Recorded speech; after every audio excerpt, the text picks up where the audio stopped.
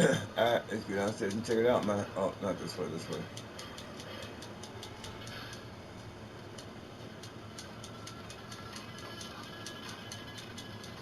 How you like me now? I asked him to bring him a bottle of champagne, and he says, "Oh, Mr. Latimer, we'll give you the whole motherfucking basement in this motherfucker, man." So they hooked me up. That's how I roll up in there, man.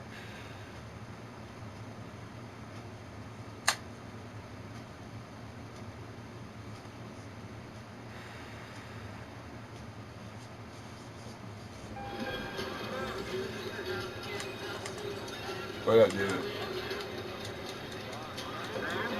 It's 7:21 right now. That motherfucker over there, what is top my wet pump? That motherfucker over there is mine.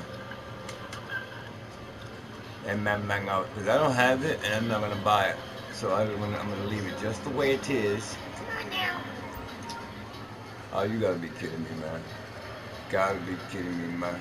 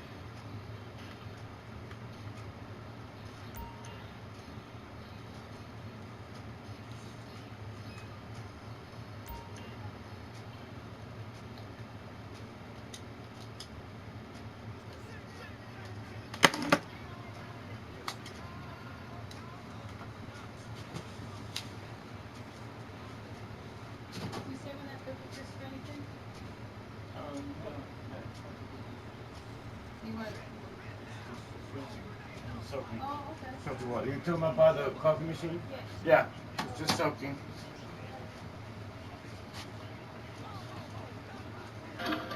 Marshall looked for DNA samples on the murder weapon to see if she could produce a match. But after so much time, it appeared that no traces of blood remained. And I took apart the knife where the blade actually joined into the wooden handle, and I was digging around there with a scalpel, a clean scalpel, and I removed like really this crusty old material that was in there. And then I did process that specimen for DNA. I determined that there was 2 different DNA types there, one which matched the victim and one which matched an unknown suspect. And that DNA type from the suspect was the same that it was recovered under the fingernails. New children's Tylenol dissolve packs. We transformed medicine into a powder that works without water, dissolves on your kid's tongue in seconds, and has a great wildberry flavor. So you can turn sick days into staycations even faster. Now that's transforming medicine. You gotta be proud of what you do. You gotta be detailed, element by element. I've been trained to notice things that most human eyes don't see. I feel like I put my soul into the cause. Your work ethic, the product you provide, reflects on your name.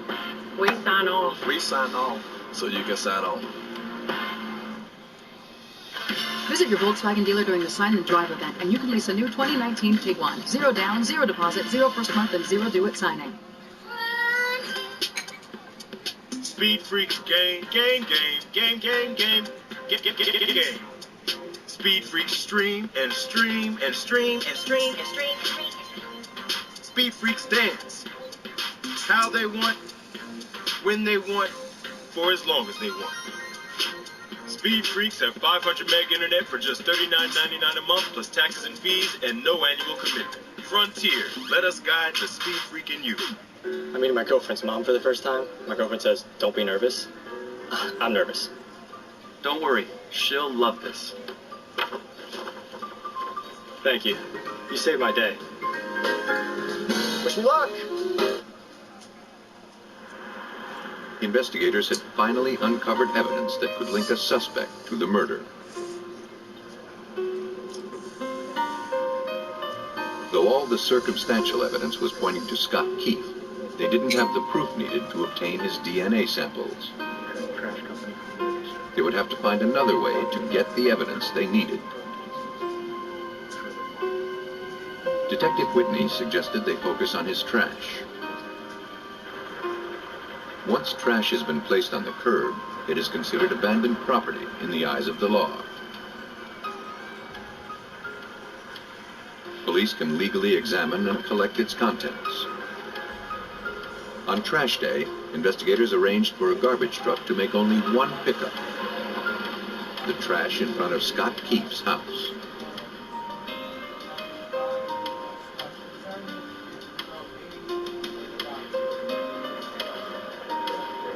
A few blocks away, police took possession of the garbage and hand-delivered it to the crime lab.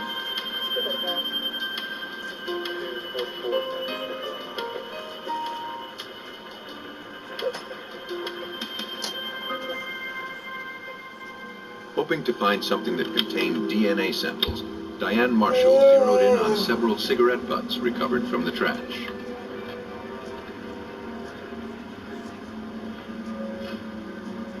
When one smokes a cigarette, one deposits their saliva on the filter. Included in that saliva are epithelial cells, which come from the lining of your mouth. Marshall successfully extracted cellular material from 2 different brands of cigarette butts found among the debris. So I isolated the DNA from the saliva deposited on the filters of each of the brands of the cigarettes. And I noticed that one particular brand had one specific DNA type. It did not match any of the evidence from the crime scene. But DNA from the second brand did.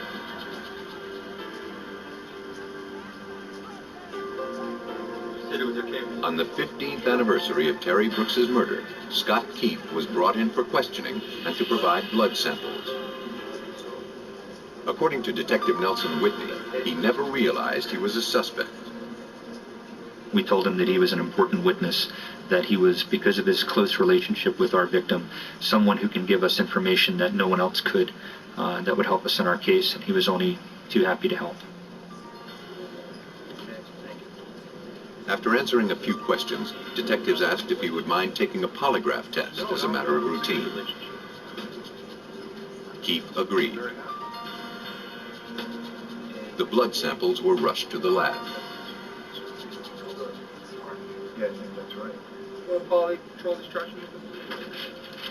Hours later, while awaiting the DNA tests, Vidocq Society co-founder Bill Fleischer carefully reviewed the polygraph results. The polygraph records these physiological changes as part of our individual defense mechanisms, known commonly as fight-flight. In a polygraph situation, we ask questions. If those questions pose a threat to your well-being because you lie to them, and there's the fear of being detected in the lie, your body immediately reacts physiologically. Heart starts to beat faster. Blood's redirected to different organs in your body. Your mouth gets dry, your knees get weak, the butterfly in the stomach, your palms get sweaty. Though the suspect denied any involvement in Terry's murder, Fleischer concluded that Scott Keefe was being deceptive. Now, examiners looked to scientifically verify that Keefe was a murderer. When his DNA samples were compared to those recovered from the victim, examiners found a match.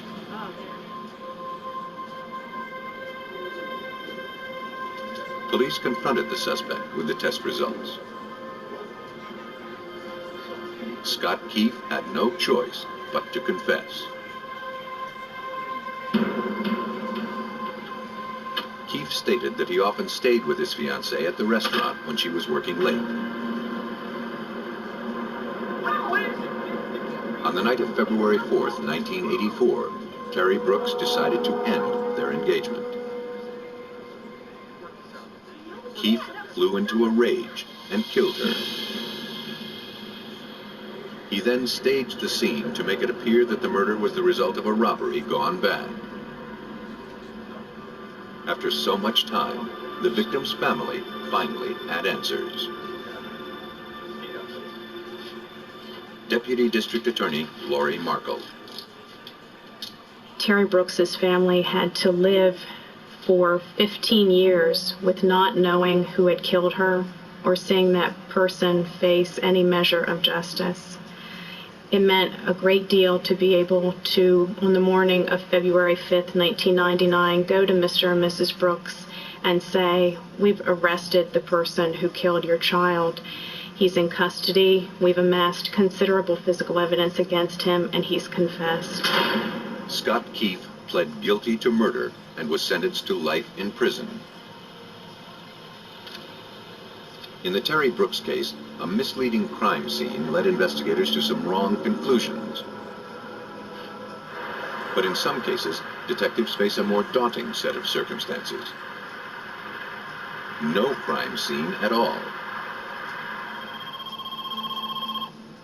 On Sunday, May 19th, 1991, Jim Dunn and his wife received a late-night call at their Yardley, Pennsylvania home. The caller identified herself as Alicia Hamilton, the girlfriend of the Dunn's 24-year-old son, Scott.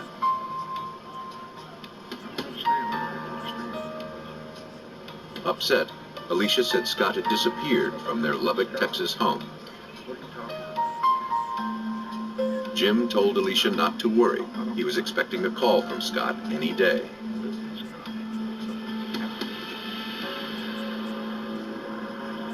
But Scott never called.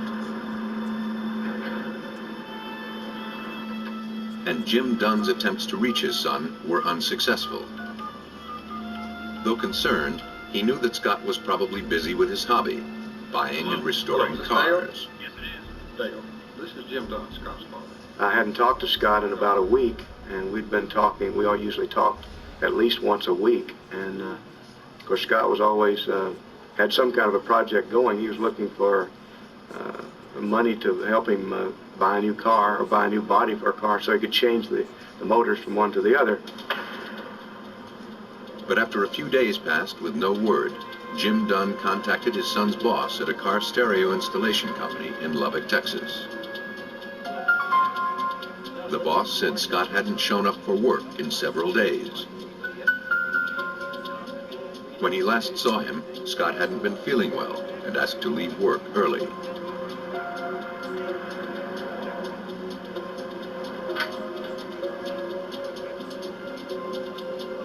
He left his tools and his car at work and had his girlfriend, Alicia Hamilton, come pick him up. Scott said he hoped to be back at work in a few days. The boss told Jim Dunn that Alicia Hamilton called the shop a few days later. She believed Scott had left her for another woman.